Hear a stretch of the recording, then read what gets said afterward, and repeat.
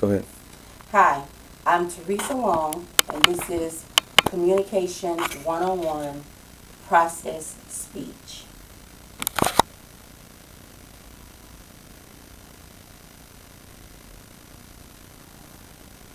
Today I'm going to be talking to you about pedicures, how to perform a home pedicure, the process in which to perform a home pedicure. Did you know that your feet can take you over hundreds of thousands of miles in your lifetime? So taking care of your feet is very important. Some people say that pedicures are just a cosmetic thing, but I'm here to tell you that it's not. Pedicures and taking care of your feet is a very important part of our personal hygiene. If you go to a salon or a spa, getting pedicures can add up. They can become costly.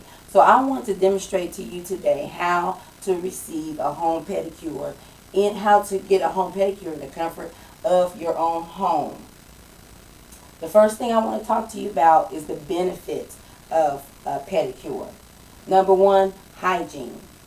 Washing is a very important part of taking care of fighting against disease. So we want to make sure that we cleanse our feet. If you were happen to be diabetic, taking care of your feet, making sure you don't have any cuts or bruises in your feet is most important, because you can get gangrene and you can actually lose your feet.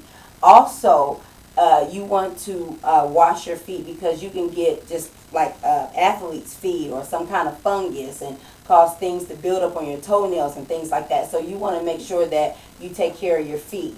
The second benefit is relaxation. Have you ever worked a long day and your feet is tired and you come home and you just want to put your feet in a hot tub and just relax? And then the manipulation of that will help ease some of the stress from the busy day. The third thing is cosmetic.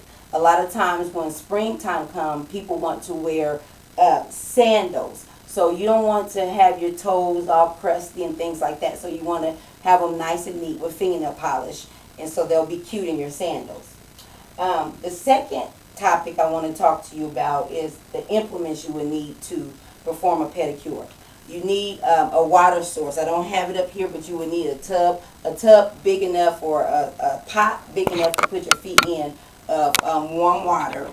You would need possibly a pet egg. If you can't afford this, you can use sandpaper, or you can use a butter knife or a plastic knife, something like that, to remove the dead skin off your feet. You would need a toenail clipper, although if you don't want to clip your toenails, you don't have to. A fingernail file, something to push your cuticles back with. You can also use a popsicle stick if you don't have one of these.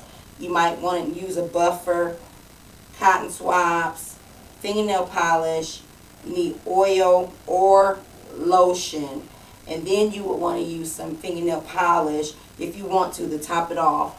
And maybe a toe separator. You don't need this, but these are some of the things that you might want to use. You can actually use, you don't have to use anything to polish your toes. So these are the implements that you would need for performing your home pedicure. Now let's go through the process. There's not a particular order per se, although being in cosmetology, they do teach us an order, but when you're at home, you can do all, as long as you do all these things at home, you'll come out with a good result.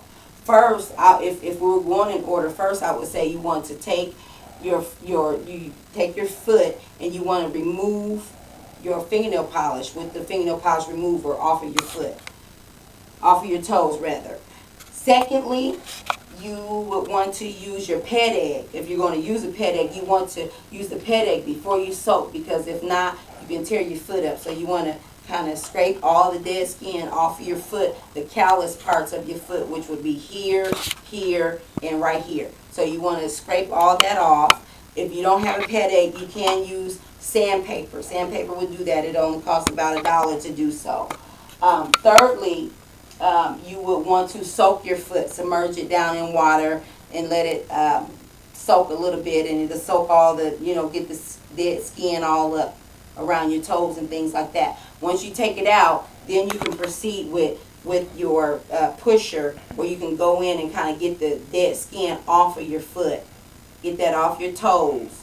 Remove all of that off your toes. And then if you want to use the fingernail, the scraper, you can use the scraper at that time, like your knife, to get the dead skin off when it's wet also. And then lastly, once all that's done, you can file. You can either use your clippers, or you can use this to file to shorten your nails. And then the last step would be to polish. But before you polish, your last step would be polish, and then you want to top it off with some type of lotion to put the moisture back in your foot and back in your toes, so it won't be kind of, rust, or, just to moisturize your toes so your toes will shine. And that is the process of a home pedicure. Like I said, it's not just cosmetic.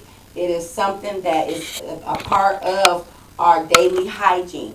Receiving pedicures in a salon or a spa can be, there is a risk factor, because with staph infection on the rise, you want to be very careful. But if you do this at home, you will greatly reduce the chances that you can get a staph infection. If you do it, your implements are nice and clean. So this is how you would perform a home pedicure. Thank you.